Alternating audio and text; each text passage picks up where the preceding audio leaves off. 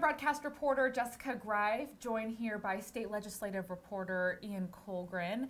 And Ian, you put out a story today about what would happen if the minimum wage was raised to $15 an hour, and it has generated a lot of comments on Oregon Live, because when you look at this chart, raising the wage would actually, seems like it would backfire. Well, this is just one early report, Jessica, but in some cases it shows that, yeah, it would backfire. This study that was requested by a Republican representative from West Linn shows that for a single mother with 2 children, if you raise the minimum wage between $11 and $13 an hour, roughly, they would actually lose a little bit of money every month, as much as $30.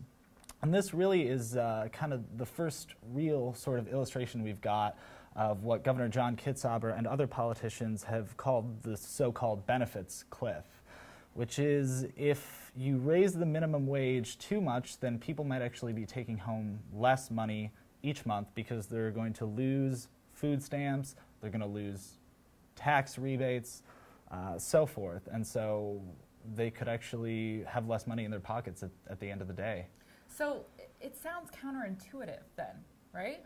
Yes, it does, initially seem like why, if people are making more money, would they be taking home less of it?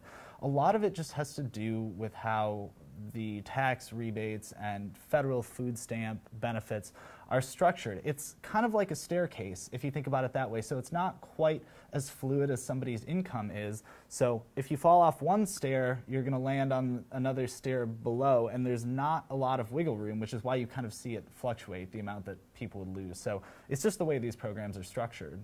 Sure. So where does this discussion go from here?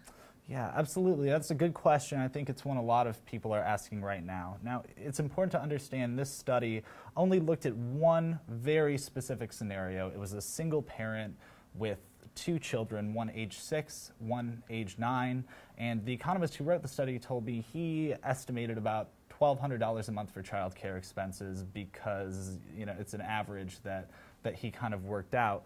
So this is a very specific scenario, but it does show for one of the first times from a nonpartisan state agency that the benefits cliff is in fact real, and it's something that lawmakers have to be cognizant of as they have this discussion and think about a solution which might involve changing some other programs depending on what they can change.